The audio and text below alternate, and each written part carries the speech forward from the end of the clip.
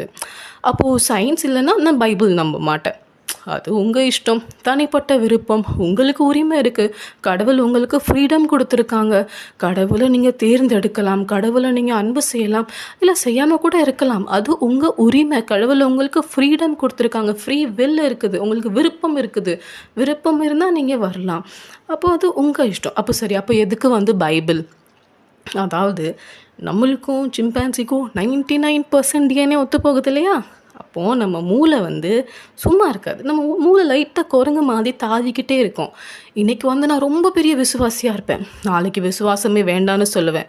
நாளை கழித்து இல்லை திருப்பி நான் விசுவாசியாக மாறணும்னு சொல்லுவேன். நான் இயேசுக்கிட்ட இன்னும் க்ளோஸ் ஆகும், பைபிள் இன்னும் படிக்கணும், இன்னும் வளரணும்னு சொல்லுவேன். அப்போது உங்களுக்கு விசுவாசத்தை வளர்க்குறதுக்கு ஒரு சாதனம் இல்லாமல் போயிடக்கூடாது. எப்படி வாழணும்னு தெரியாமல் நீங்கள் வழி தவறி போயிடக்கூடாது அப்படிங்கிறதுக்காகவும் உங்கள் விசுவாசத்தை வளர்க்குறதுக்காகவும் எழுதப்பட்ட ஒரு சாதனம். விசுவாசம் அப்படிங்கிறது உங்களுக்கும் கடவுளுக்கும் இருக்கிற ஒரு தனிப்பட்ட உறவு. ஸோ எல்லாருமே விசுவாசிகள் இல்லையே, எல்லாருமே கடவுள் இருக்காங்கன்னு சொல்லலையே. ஆனால் இன்றைக்கி கடவுள் இல்லைன்னு சொல்கிற ஒருத்தங்க நாளைக்கு ஒரு நாள் கடவுள் இருக்காங்கன்னு சொல்லலாம். அந்த சூழ்நிலையில் அவங்க விசுவாசம் வளர்கிறதுக்கு ஒரு பொருள் இல்லாமல் போயிடக்கூடாது. அவங்க விசுவாசம் ஸ்ட்ராங்காக இருக்கணும், கடவுளை தேடணும், அவங்க கடவுளை பூமியிலே அறிஞ்சு தெரிஞ்சு அன்பு செஞ்சுக்கிடணும், மோட்சத்துக்கு போகணும். அப்படிங்கிறதுக்காக எழுதப்பட்ட ஒரு சாதனம் தான் பைபிள். இன்னொரு விஷயம் நான் சொல்ல விரும்புகிறேன். விசுவாசம் இருக்கிறவங்களுக்கு நீங்கள் எந்த விளக்கமும் கொடுக்க தேவையில்லை. விசுவாசம் இல்லாதவங்களுக்கு நீங்கள் எந்த விளக்கம் கொடுத்தாலும் அவங்க நம்ப மாட்டாங்க. ஸோ விசுவாசம் அப்படிங்கிறது உங்களுக்கும் கடவுளுக்கும் நடுவில் இருக்கிற ஒரு உறவு, ஒரு ரிலேஷன்ஷிப். அதை வளர்க்கணும் வளர்க்காதது உங்கள் இஷ்டம், உங்கள் விருப்பம். உங்களுக்கு ஃப்ரீடம் இருக்குது. கடவுள் உங்களுக்கு உரிமை கொடுத்துருக்காரு.